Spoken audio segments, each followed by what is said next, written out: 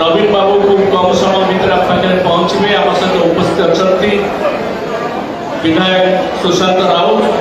बड़ भाई अशोक चंद्र पंडा एवं देवी प्रसाद मिश्र आमर मेयर अच्छा शशिभूषण बेहेरा आरंभ कर अन्य प्रतिनिधि मैंने समस्ते उपस्थित अच्छा केवल गोटे कथा कहि सर्वप्रथम जे जो पूर्वसूरी मान अवदान जो भाषा भित्तिक राज्य गठन हो पारिथिला से आमे आज दिन में श्रद्धांजलि जनाऊँ मधुबाबू ठार आरंभ कर फकीर मोहन सेनापति उत्कलमणि गोपबंधु ठार आरंभ कर नवकृष्ण चौधरी माँ रमादेवी विजु पट्टनायक पर्यंत अनेक पूर्वसूरी अच्छा जो मानकर त्याग बलिदान उपरे आज भाषा भित्तिक राज्य ओडिशा गठित हो पारी मु आज दिन में कही रखापी चाहूँगी जे आम नेता नवीन बाबू नेतृत्व में जितेबाला कार्यक्रम चली प्रगतिर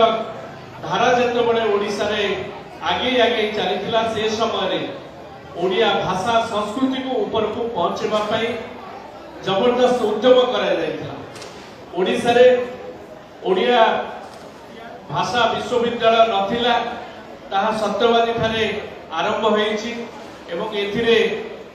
बिजु जनता दल सरकार एवं आम नेता नवीन बाबूकर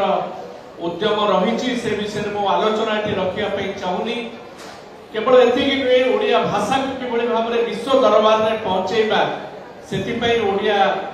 भाषा विश्व ओडिया सम्मेलन से करा जायथिला तेणु आज मोर मन पड़ जाऊँगी आम ओडिया संस्कृति को ऊपर पहुंचापी विदेश में पहुंचापी बाली पर्यंत यात्रा करने नवीन विजु बाबू से डाकरा देते ये कथा सारा विश्व में आलोचना होता आज दिन में मोर